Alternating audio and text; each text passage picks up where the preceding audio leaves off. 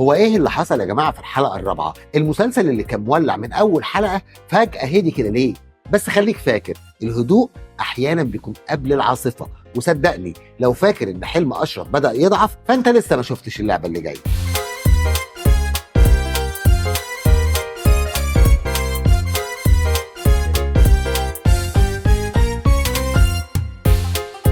أنا متابع المسلسل من أول دقيقة، والحلقة الرابعة كانت غريبة شويتين، هي مش وحشة لكنها مختلفة، يعني مش بنفس قوة أول 3 حلقات، والسبب واضح جدا لأي حد بيتابع بتركيز، لأن الحلقة دي بتحاول تربط اللي فات باللي جاي، بس عملت ده بطريقة فيها مط شويتين، خصوصا في أول ساعة. خلينا نبدأ بمحور جوردال وأرماك اللي بجد عنده لحظات حلوة، بس برضه خيب املي في بعض التفاصيل. اكتشفنا مثلا ان جوردال هو اللي قتل ابوه، وده مشهد المفروض يكون اسطوري وصادم اكتر من كده، بس للاسف عدوا عليه بسرعه جدا وكانهم كانوا عايزين يخلصوا وخلاص. كان ممكن يسيبوا شويه مساحه للصراع النفسي بتاعت واحد قرر انه يقتل ابوه، ده واحد من اكتر الشخصيات اللي عليها الحمل الدرامي في المسلسل. وطبعا عندنا ارماك اللي لسه عارفه ان اخوها هو القاتل الحقيقي، ولسه برضه مقتنعه ان امها هي السبب، وده بقى بيدي للمسلسل ارض خصبه جدا لدراما جامده قدام، خصوصا لو الام ظهرت في الاحداث القادمه، وده اعتقد انه اكيد.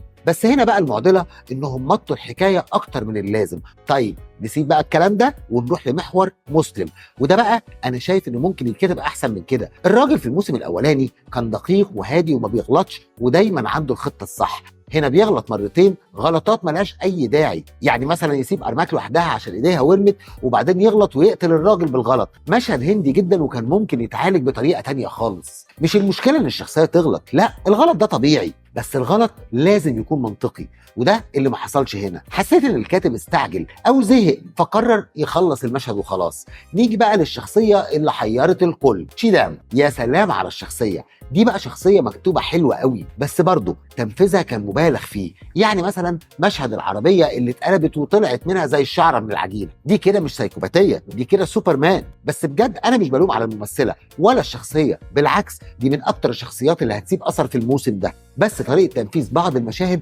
كانت محتاجه تبقى واقعيه اكتر.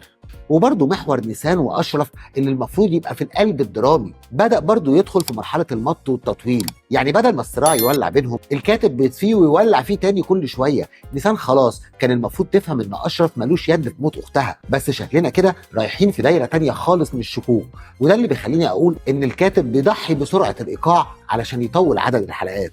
بس ما تفهمنيش غلط، الحلقه مش وحشه، فيها لحظات اخراجيه عظيمه جدا. مشهد انقاذ جوردال مثلا ده مشهد تركي معمول على مستوى عالي جدا، اضاءه ومونتاج وحركه كاميرا كله معمول باتقان، يخليك تحس انك بتتفرج على فيلم اكشن سينمائي مش حلقه من مسلسل. واضح والله اعلم ان في مخرج اكشن محترف شغال معاهم، لان مستوى التفاصيل في اللقطات ديت اعلى من المعتاد. الموسيقى التصويريه كمان كانت حلوه جدا، حسيت ان هم جددوا فيها بشكل ممتاز وعملوا توليفه موسيقيه بتخدم على الحاله، خصوصا في لحظات المواجهه او الصراع النفسي. بس في النهايه انا شايف ان الحلقه الرابعه كانت نقطه توقف كبيره قبل الانطلاقه اللي جايه، يعني لو الموسم مكمل بنفس الاتجاه اتوقع ان الحلقات اللي جايه هتشعلل الدنيا. واضح ان المؤلف بيحضر لنا لانفجار درامي ضخم، وخصوصا في العداوه اللي ما بين نيسان وما بين اشرف.